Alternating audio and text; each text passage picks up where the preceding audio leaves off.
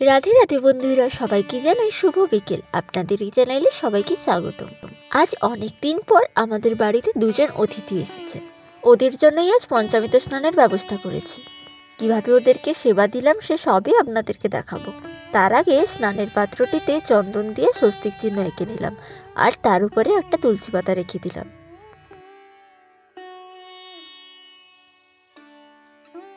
প্রথমে আমার গোপাল সোনাকে স্নানের পাত্রে বসালাম। আর এই যে আমাদের একজন অতিথি কেশব, আর এই যে আর একজন অতিথি আমাদের ছোট্ট মাধব। যারা এই চ্যানেলের ভিডিও দেখো তারা তো এদেরকে অবশ্যই চিনবে। এই গোপাল সোনারা আমাদের পাশের বাড়িতেই থাকে, মাঝে মধ্যে আমাদের বাড়িতে ঘুরতে আসে। এছাড়াও ওদের বাড়ির সবাই যদি কোনো কারণে কিছুদিনের জন্য বাইরে যায়, তাহলে আমাদের বাড়িতেই এদের দুজনকে রেখে যায়। তাতে বেশ ভালোই হয়। আমার গোপাল সোনা কিছুদিনের জন্য হলেও দুজন সঙ্গীকে পায়, আর আমাদেরও খুব ভালো লাগে। এছাড়াও আমি আমার গোপাল সোনাকে মাঝে মাঝে পঞ্চামৃত স্নান করাই, আর আজকে সবাইকে একসঙ্গে পঞ্চামৃত স্নান সেবা দিচ্ছি।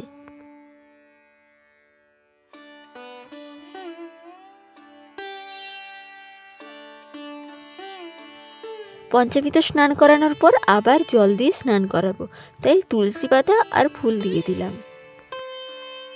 তারপর দিলাম গোলাপ জল, সুগন্ধি অগরুও দিলাম,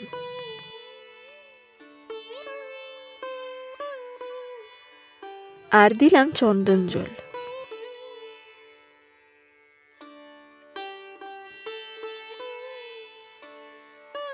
এবারে জল দিয়ে ভালো করে স্নান করিয়ে নিলাম গোপাল সোনাদেরকে।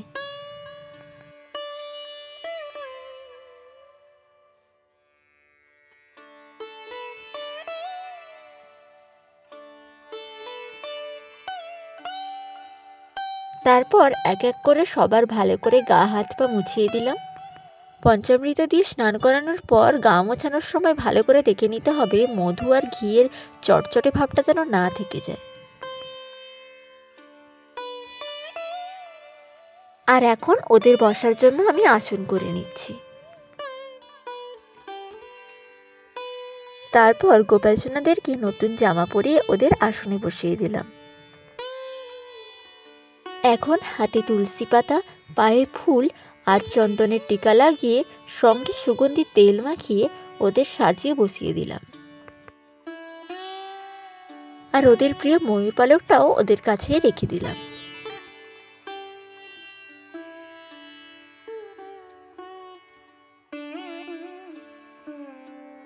এবারে আয়না দিয়ে দেখিয়ে দিচ্ছি ওদের এই মিষ্টি সাজটা নিজেদের পছন্দ হয়েছে কিনা।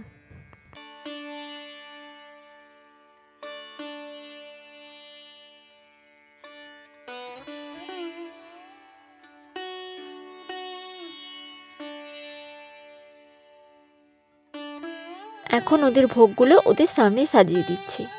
আর তুলসী পাতা ছাড়া তো গোপাল সোনারা ভোগ গ্রহণ করেন না, তাই প্রতিটা ভোগের উপরে আমি তুলসী পাতা রেখে দিলাম। ভোগ নিবেদন করার আগে প্রদীপ জ্বালিয়ে ঘণ্টা বাজিয়ে পুজো করে নিচ্ছি। আজকের ভোগে দেওয়া হয়েছিল কলা, খেজুর, রসালু, আপেল, বেদানা, 2 ধরনের মিষ্টি, ছোলা, বাদাম, মটর ভাজা, পপকর্ন আর গরম দুধ। এখন গোপাল সোনাদেরকে আমি ভোগ নিবেদন করলাম।